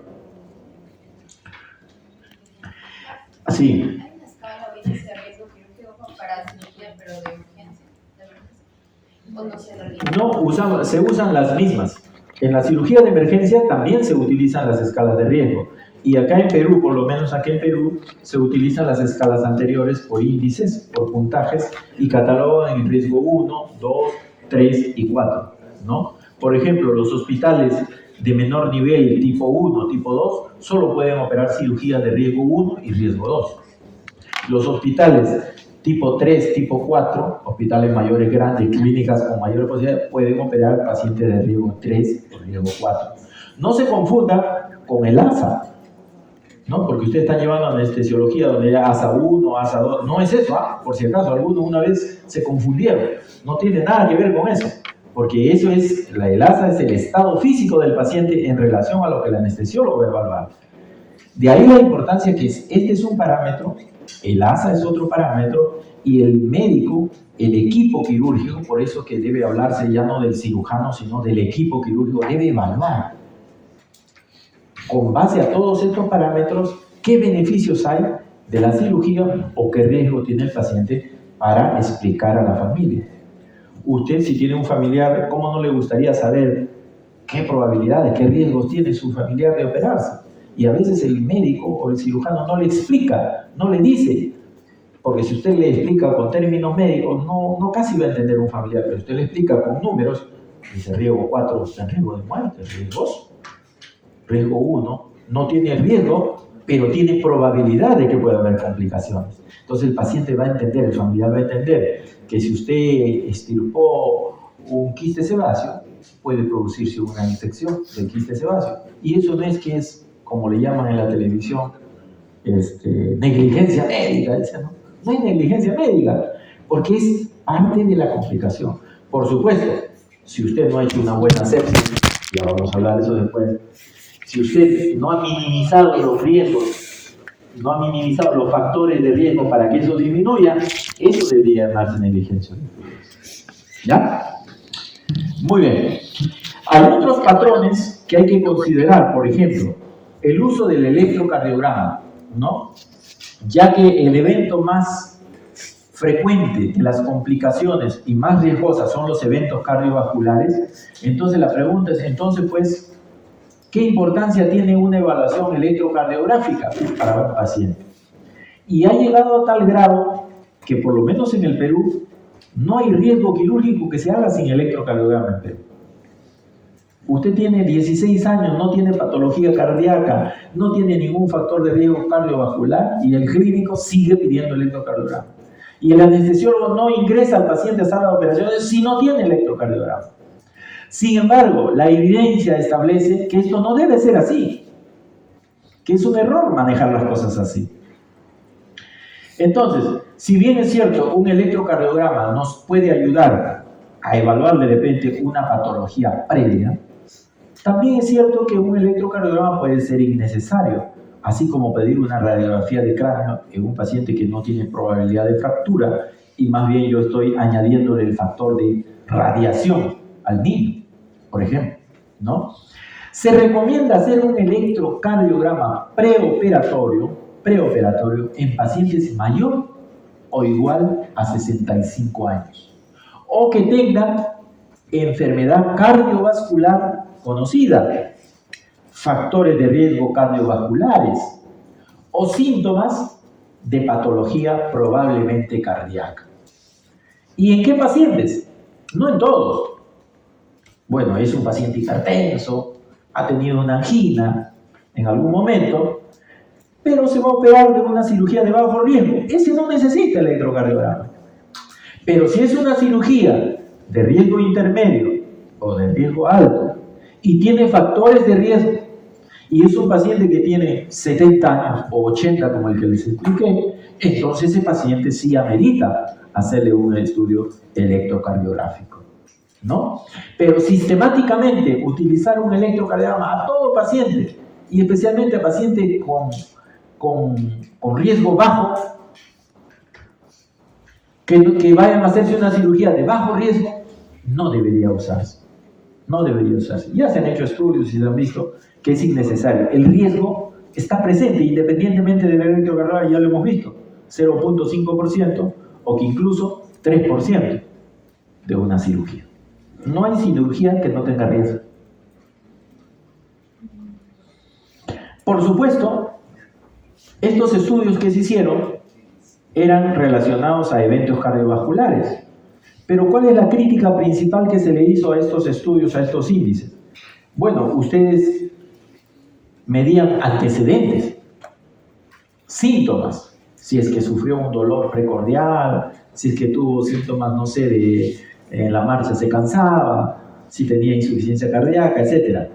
Pero hay muchos eventos, muchos infartos silentes, que pasan desapercibidos. El paciente tuvo un dolorcito en el pecho y cuando le hacen estudios con marcadores cardíacos se determina que ha tenido un infarto. Entonces, esos estudios, los críticos actuales, porque en esos tiempos no habían estas cosas, ¿no?, han criticado estos estudios que han pasado por alto alguna de las cosas. Y actualmente estamos en mejor capacidad de predecir a través de biomarcadores los eventos cardíacos fortuitos que antes no podíamos predecir. Pero tienen que ser bien usados. ¿Y en qué pacientes usar? Entonces, pacientes que tienen alto riesgo, pacientes que tienen de repente algún problema en los antecedentes, pueden utilizarse dos biomarcadores que en la actualidad son importantes, pero que lamentablemente no lo tienen la mayoría de los hospitales en nuestro país, a veces a la mano, ¿no?, que son la troponina cardíaca ultrasensible y los péptidos natriuréticos. El primero, la troponina cardíaca, que ustedes ya saben se usa cuando hay un posible infarto, ¿no?, cuantifica o establece el daño miocárdico, leve, incluso hasta puede ser mayor. Y los otros establecen, ¿no?, el estrés, el daño que puede producir hemodinámicamente la pared cardíaca. Entonces, estos elementos a veces deben ser usados en pacientes que tienen alto riesgo o en los cuales tienen que hacerse monitorizaciones.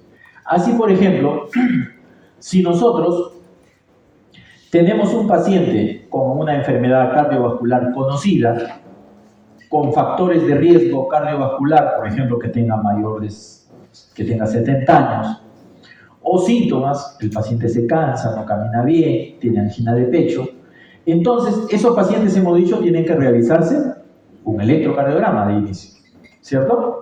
¿Sí? Un electrocardiograma. Pero hay otros pacientes, ¿no?, en quienes voy a utilizar esto. Por ejemplo, vean el punto número 2. Igual, pacientes con enfermedad cardiovascular conocida, factores de riesgo, la edad, etc. Yo podría añadirle, ¿no?, los estudios, por ejemplo, de troponina antes de la cirugía no cardíaca. El CNC significa cirugía no cardíaca, ¿no?, para ver especialmente cuando se opere de una cirugía de riesgo 2 o de riesgo 3, o sea, una cirugía de mediano riesgo y de alto riesgo.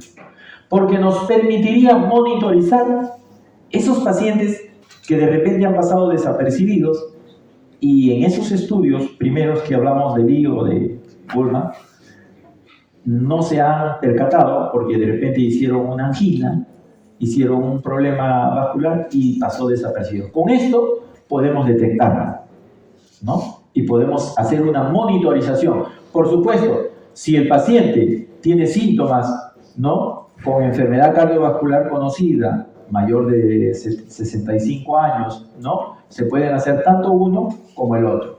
Lo importante es que los pacientes de bajo riesgo, riesgo bajo, 1, 2, que se van a someter a una cirugía no cardíaca, ¿no?, que pueda ser de riesgo 3, de riesgo 2 o riesgo 3, no hay que realizar ni electrocardiograma, ni determinación de troponinas, ni péptidos natriuréticos. Sería gastar dinero innecesariamente. ¿Por qué es importante esto? Porque nos permite también, especialmente en nuestros países que están alicaídos económicamente en los presupuestos de salud, ¿no?, donde usted no tiene a veces ni electrocardiograma, y a veces tiene con las justas para unos cuantos pacientes de hacer troponina, y usted tiene que priorizarlo para los pacientes que realmente lo ameritan, ¿no? Entonces usted sabrá decidir cuáles sí necesita, cuáles no necesita.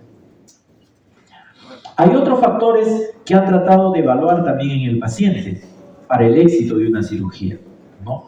Ya estamos viendo el uso del electrocardiograma, ahora estamos viendo un concepto que se llama fragilidad. Es un concepto nuevo, es un concepto nuevo que yo la verdad no lo tenía tan en cuenta, y a raíz de ya de la anterior y esta clase, lo estamos considerando bastante. También tiene increíblemente índices, modos de medirlo. ¿A qué se refiere la fragilidad? Especialmente en los pacientes mayores, de 70 años.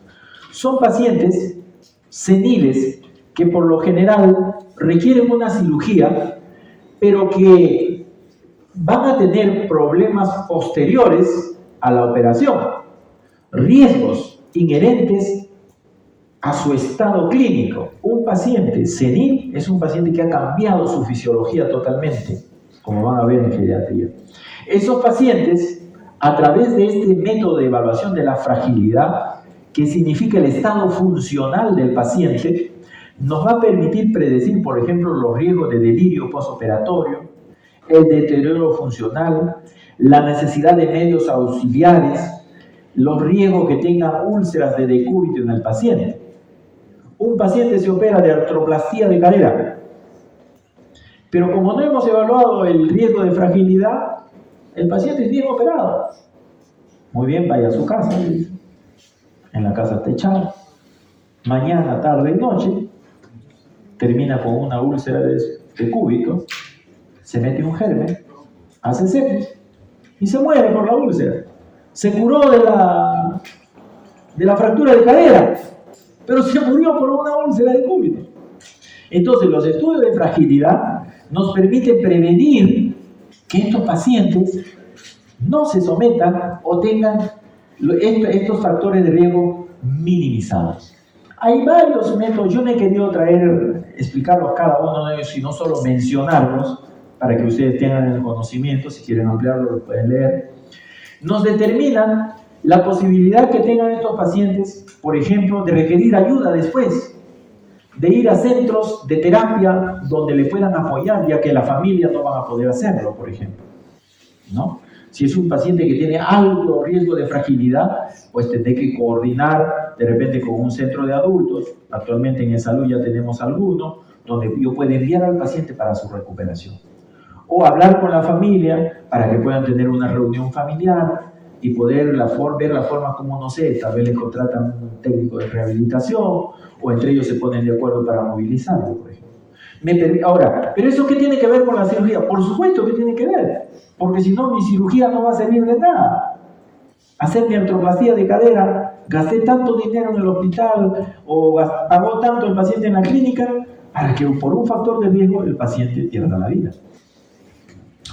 Acá tienen algunos de ellos, ¿no?, que pueden buscarlos, ¿no? La idea es que se puede medir la fragilidad del paciente. Otra manera también de poder evaluar, o como criterio para evaluar los riesgos de un paciente, es la capacidad funcional, ¿no? Y la capacidad funcional, más o menos, esta es una clasificación donde MIC significa los equivalentes metabólicos que necesita, es decir, la energía que necesita un paciente para realizar ciertas actividades. Son mediciones físicas que se hacen, pero se ha establecido que más o menos para hacer cuidados básicos uno necesita de 1 a 4 meses. Para hacer cosas moderadas necesita de 4 a 7 meses. Y para hacer tareas pesadas, ejercicios, necesita de 7 a 10 meses. Pero hay pacientes, entonces, que de repente no pueden movilizarse bien, ¿no? Es decir, les cuesta un paciente con angina subir una escalera, por ejemplo. Entonces, a través de su capacidad funcional, yo puedo determinar que este paciente tiene más riesgo que otro, por ejemplo, ¿no? Los pacientes que no se movilizan, por ejemplo, tienen mayor riesgo, ¿no? Entonces, yo puedo tener una idea. Un paciente sano, pues, tendrá manejarán muy bien este lado, ¿no? Un paciente senil, por más que tenga una buena edad, etcétera, etcétera, de repente se va a comportar como uno del medio o como uno del primero, ¿no? Entonces un paciente de 40 años que tenga un infarto o una secuela de infarto, se va a comportar como si estuviera trabajando de repente con una 4000. Es un paciente de alto riesgo, por ejemplo, para una cirugía, por más que sea joven. Bueno, concluimos esto casi de los riesgos diciendo de que estos modelos de riesgo no determinan las decisiones totales del cirujano, sino establecen consensos que nos dan una idea de lo que pasa en el paciente y qué probabilidades tiene para explicar a la familia o para decidir una intervención quirúrgica. Por supuesto, existen otros riesgos, y acá yo voy a mencionar nuevamente algunos porque esto no lo voy a ampliar. Por ejemplo, los riesgos neumológicos, los riesgos de tromboembolismo que puede tener el paciente. Hay modos y formas de establecer. Pacientes con patología respiratoria, pues tendrán que pasar a un neumólogo.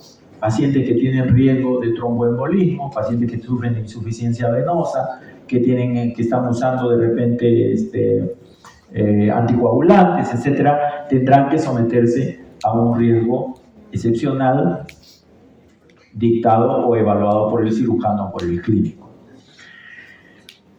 Dentro de estos riesgos o dentro de estas evaluaciones está, por ejemplo, la clasificación ASA, ¿no es cierto? Donde el anestesiólogo va a establecer no el riesgo anestesiológico, porque esto no es riesgo anestesiológico, ¿no? Sino es el estado físico preoperatorio del paciente.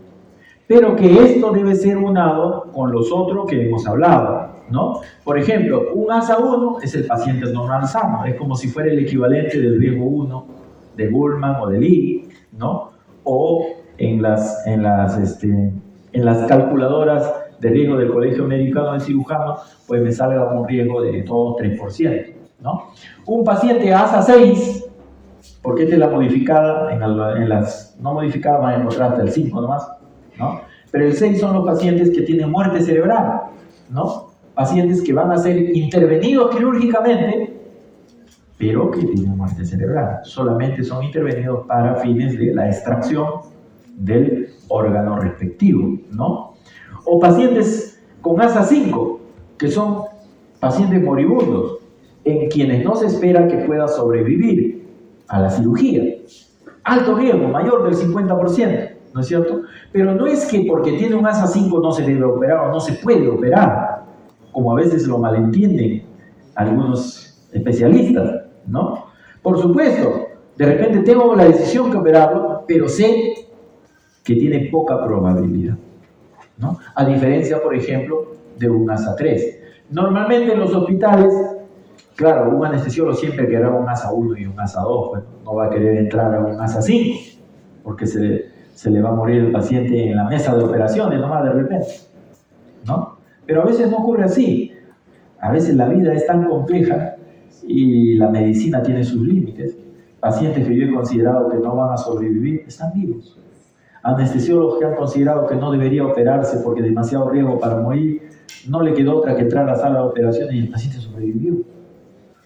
Estos son números fríos que escapan de otras cosas más allá que de repente no entendemos nosotros. Es lo mismo, pero descrito, ¿no? Los diferentes riesgos, ¿no? Por supuesto que en ese trayecto estamos hablando solo del preoperatorio, y vamos a ver qué tiempo tenemos, porque si no, ya estamos cerca. Vamos a acelerar. Hay otras cosas en el intermedio del preoperatorio que son importantes, ¿no? Por ejemplo, hablar bien al paciente, darle instrucciones claras de cómo deben ser las cosas, qué debe hacer, qué debe tomar. Dice, doctor, ¿debo comer o no debo comer? Como usted no le explicó, el paciente la noche anterior se echó su comida. Y normal, al otro día ya no se opera. El consentimiento informado. Esto que hemos hablado, tenemos que sentarnos con el paciente, con su familiar, incluso en la emergencia, ¿no? Si es que no está el paciente con el familiar, para explicarles el consentimiento. Todo paciente debe ser operado con su consentimiento. Y esto es en la fase preoperatoria. Yo puedo explicar al paciente, yo siempre digo así, la cirugía no la decide el cirujano, la decide el paciente junto con el cirujano, la familia junto con el cirujano. Yo le explico, yo le amplío todos los detalles sobre la patología, los riesgos, pero al final la decisión última la toma el paciente o su familia, si es que el paciente no está consciente. Para eso hay que firmar un consentimiento informado. Y el consentimiento informado establece lo que estamos hablando, la serie de complicaciones que pueden haber. En otros países, dado la inminente alza de las denuncias médico-legales, se ha establecido consentimientos informados para cada cirugía. Porque no es igual operarte de una apendicitis que operarte de un tumor neuroendocrino. Los riesgos van a ser diferentes. Entonces hay que, no doctor, usted va al juez y le dice al juez, la familia, no, el doctor no me dijo que iba a pasar tal cosa. Y lo denuncian al cirujano. Pero si usted hubiera explicado, estos son los riesgos, entonces hay un documento legal, porque es legal, donde el paciente debe firmar con su huella y su número de DNI y un testigo la aceptación de la cirugía, el entendimiento de los riesgos que es someterse a esta cirugía y de lo que se va a hacer. Hay cirugías en las cuales usted entra a operar y tiene que terminar operando otra cosa. Porque usted pensó que se trató, no sé, de un quiste de ovario y el ginecólogo llama al cirujano porque fue un apéndice, o a la inversa. Ingresa el cirujano pensando que es una apendicitis aguda y termina siendo operado de un quiste de ovario a folículo torcido, etcétera, etcétera. ¿No? Entonces, el consentimiento informado debe explicársele al paciente estas cosas. Debe decírsele a la familia antes de firmar. Pero es un documento que actualmente tiene mucha vigencia en todo el mundo y ningún paciente debería ingresar a la sala de operaciones sin un consentimiento informado. Por supuesto que la preparación física es importante, pero si usted no prepara psicológicamente al paciente, y especialmente en nuestros hospitales no hay psicólogos a la mano para poder dar apoyo al paciente, el hecho de tener una cirugía genera estrés en el paciente, desestabilización emocional en el paciente.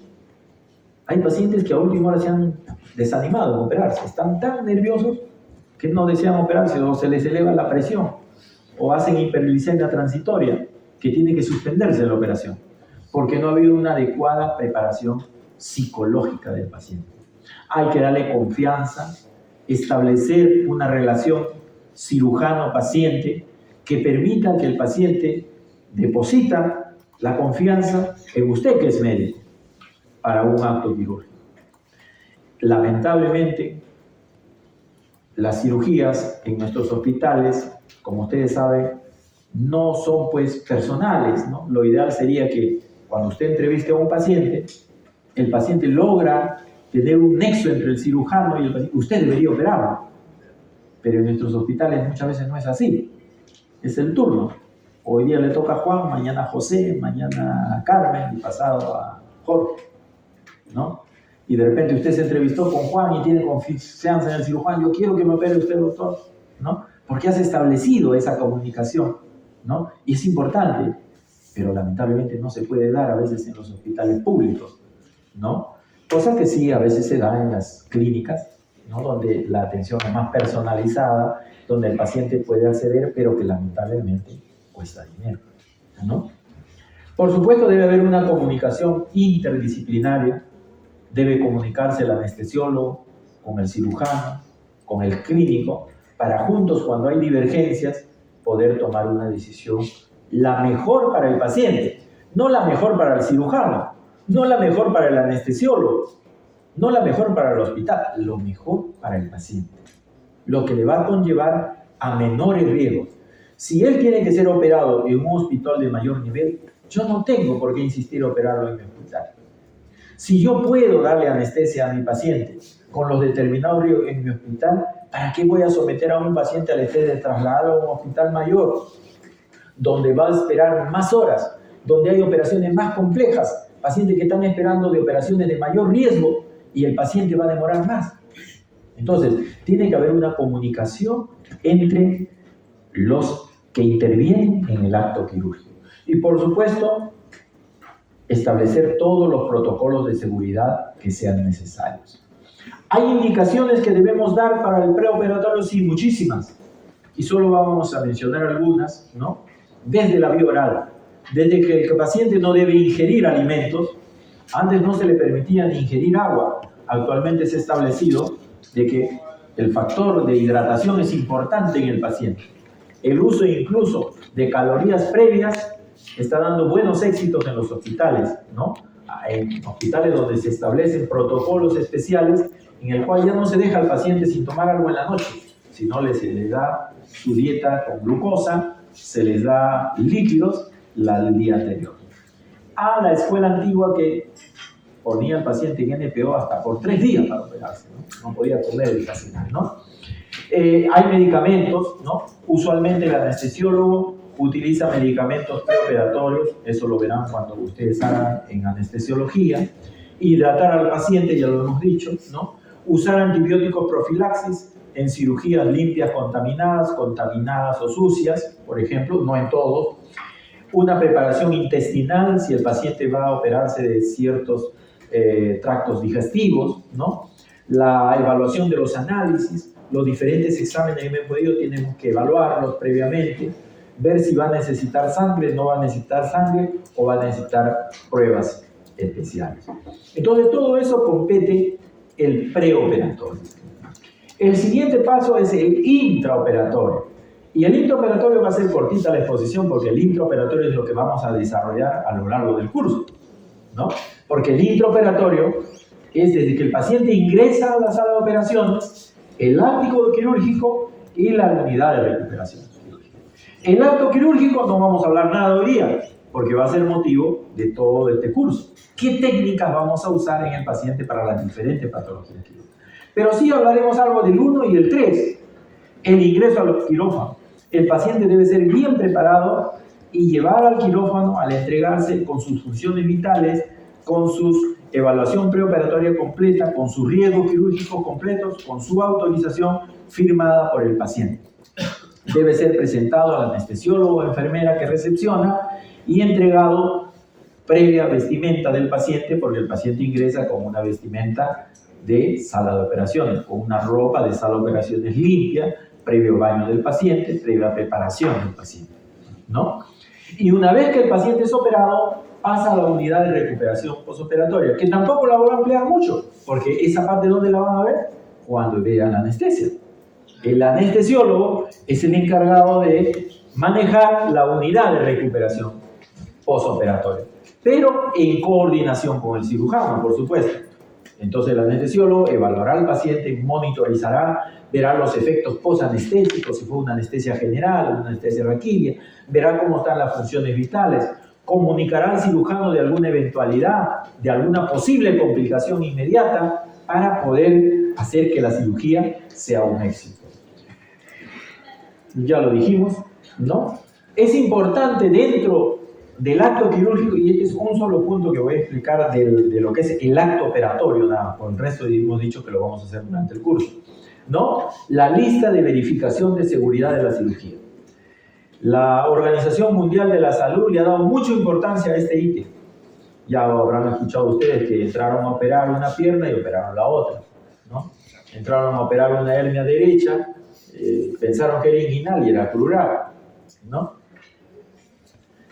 Y yo tuve la experiencia de eso cuando era estudiante, me acuerdo, me voy a contar, porque yo estaba rotando en urología y en el Hospital San Juan de Dios del Callao, el urólogo operaba bastante, cirugías menores, quistes, cosas menores, y entramos a operar una postectomía, o sea, una operación de fimosis, ¿no? Una operación de, vamos a hacer una función, muchachos, nosotros estábamos estudiantes, entonces empezó, esto lo vamos a operar así, ¿no? Operación de fimosis, ¿saben lo que es una fimosis? Una estrechez del prepucio, ¿no? Que tiene que resecar ese prepucio. Empezó el cirujano, puso la anestesia, el urólogo, listo, perfecto. ¿Cómo estás? Muy bien, doctor, perfecto. Hoy día te operas, listo, ya, anestesia. Y cuando estábamos a media operación, el urólogo decía, ¿qué tal? ¿Cómo estás? Bien, doctor. Ya, muy bien. Ahora vas a quedar muy bien. Vas a quedar muy bien. Ya la estrechez que tienes no vas a tener. Y el paciente dice, y doctor, ¿y del quiste también me van a operar? Nos miró, el urólogo nos miró. ¿El quiste? Claro, muchacho, también te vamos a operar, por supuesto. Dice así, y le trae la hoja. Y el paciente estaba programado para un quiste del testículo, más no del prepucio. Imagínate, ¿no? Entonces, casos como esos que ahorita nos parecen así un poco, ¿no? Irónicos, a nosotros también como estudiantes nos impactó, ¿no? Pero más me impactó la reacción del urólogo, ¿no? Que inmediatamente reaccionó rápidamente. Al final, porque ya estaba, ¿qué va a hacer? ¿Va a dejar de operar lo que ya había operado? Es una cosa importante. Entonces, cosas como esta han pasado, ¿no? Por ejemplo, recuerdan ese caso de la pierna muy famoso, que al final las dos piernas estaban mal, pero estaba programado para unas piernas. Entonces, hay un protocolo antes de iniciar la cirugía que debe ser manejado por todo el equipo quirúrgico. Y ese protocolo tiene 3 partes. Antes de la inducción de la anestesia, antes de la incisión que va a hacer el cirujano y antes de que el paciente salga de quirófano. Esta hoja es imprescindible. La Organización Mundial de la Salud la ha establecido como importantísima y que disminuye la morbilidad en todos los países del mundo. Y actualmente sí está establecida en el Perú y es obligatorio, aunque muchos veces no la hacen. O las hacen al final, cuando ya terminó la cirugía, y no debe ser así. ¿Y qué comprende esto? Primero, entrada, confirmación del paciente. Eso no es el paciente, ¿no? Eso no es el paciente. Ayer iniciamos la cirugía de vesícula y yo pensé que iba a operar a la señora Carmen y ya me acerco al quirófano y no era la señora Carmen, era otro paciente. Y le pregunto, ¿pero por qué han bajado al otro paciente? No, es que han cambiado la programación, doctor. Felizmente los dos eran de vesícula. Su identidad, el sitio quirúrgico donde se va a operar, se recomienda que sea marcado incluso con tinta indeleble, ¿no? El procedimiento, ¿qué va a hacerlo? Y su consentimiento informado. ¿Ha firmado el paciente? Cuando ha habido estos problemas médico-legales en cualquier parte del mundo y del Perú, el juez lo que pide, ¿dónde está la autorización que ha firmado el paciente para la cirugía? Cuando hay juicios de mala praxis, los jueces piden eso, porque es la única prueba que tienen ellos de decir que el paciente aceptó la operación, que usted le explicó y aceptó la operación. Si usted no tiene el consentimiento informado, usted puede decir lo que quiera al juez. No, yo le dije al paciente que podía tener esta, yo hice esto. No, señor. Demarcación del sitio, ahí está. Se ha completado el control de la seguridad de la anestesia. Pulsosímetro colocado en funcionamiento. ¿Tiene el paciente alergias conocidas? Sí, claro, el interno hizo la historia y dijo que era alérgico a la cefazolina. Y el anestesiólogo dijo, se han olvidado, vamos a ponerle cefazolina. Entonces, pese a que ya tiene la historia, hace recordar en ese momento. ¿Es una vía aérea fácil, difícil? ¿Qué riesgo hay de aspiración? Evalúa al paciente, porque no siempre el mismo anestesiólogo que lo evalúa le da la anestesia. ¿Hay riesgo de hemorragia? Sí, vamos a sacar un tumor hepático. ¿Y ya tiene listos los paquetes de sangre que vamos a necesitar? No. ¿Hizo las pruebas cruzadas? No. Entonces, verificar si tenemos los instrumentales. Vamos a operar, ya nos ha pasado, cirugía laparoscópica de vesícula. Cuando eso, doctor, se acabó el gas. ¿Y qué hago? Ya estoy con la cirugía de él. Entonces, todas esas cosas hay que verificar antes de iniciar una cirugía, en la cirugía transoperatoria, ¿no? Se ha previsto la disponibilidad de acceso, si el paciente está en shock, buena vía, no tiene buena vía. A veces el piso le ha puesto una aguja muy delgadita, ¿no? Que no va a servir si el paciente entrara, por ejemplo, en una emergencia. Una pausa quirúrgica antes de hacer la primera incisión al cirujano. Confirmar que todos los miembros del equipo se hayan presentado por su nombre y función. Soy Luis Morón Chi, cirujano que va a intervenir de tal cosa. Tiene que estar el equipo completo. No, ahorita viene el interno. Y nunca viene, porque está ocupado. Y usted llega al paciente, doctor, ya está con anestesia. Y no está el equipo completo. Cirujano, anestesista y enfermero confirman verbalmente la identidad del paciente, el sitio quirúrgico y el procedimiento. El cirujano debe decir a viva voz a quién va a operar, de qué lo va a operar y qué es lo que va a hacer. Aunque ya todos lo sepan, pero quiero escucharlo de su voz, doctor Mono. Quiero escucharlo de su voz al anestesiólogo, para que sepan que están conscientes de que van a operar a una persona, no a un objeto. Previsión de los eventos críticos.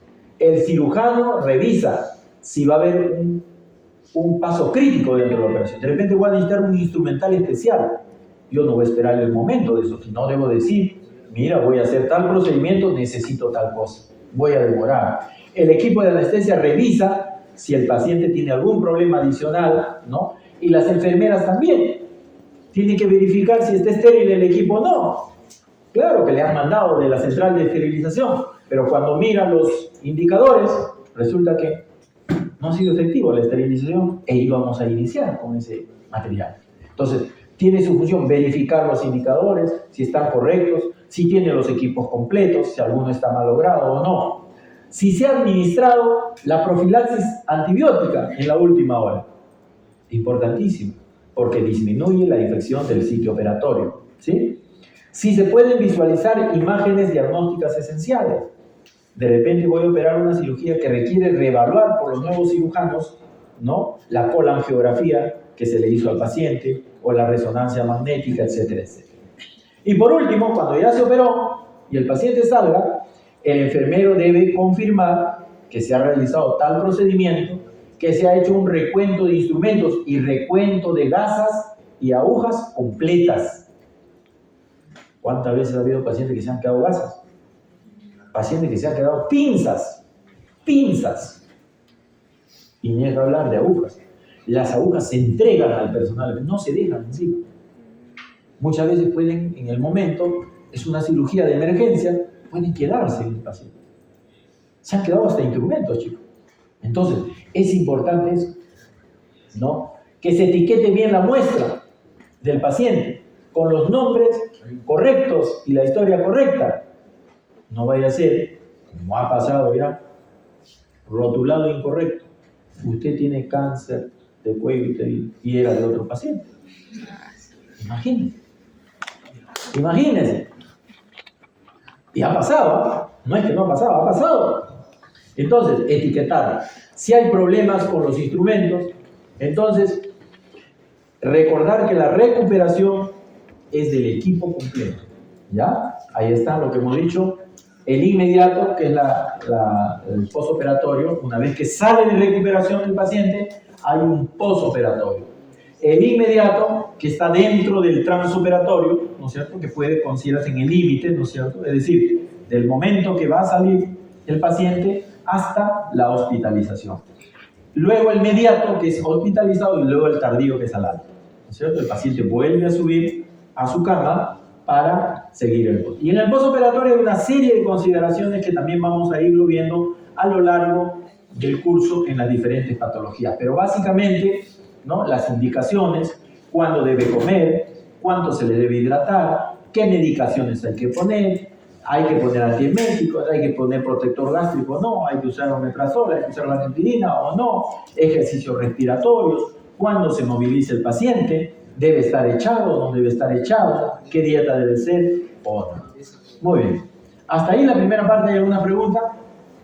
Si no, nos vamos a tener un descanso para empezar con la segunda parte. ¿Ninguna? Muy bien. Un descanso entonces.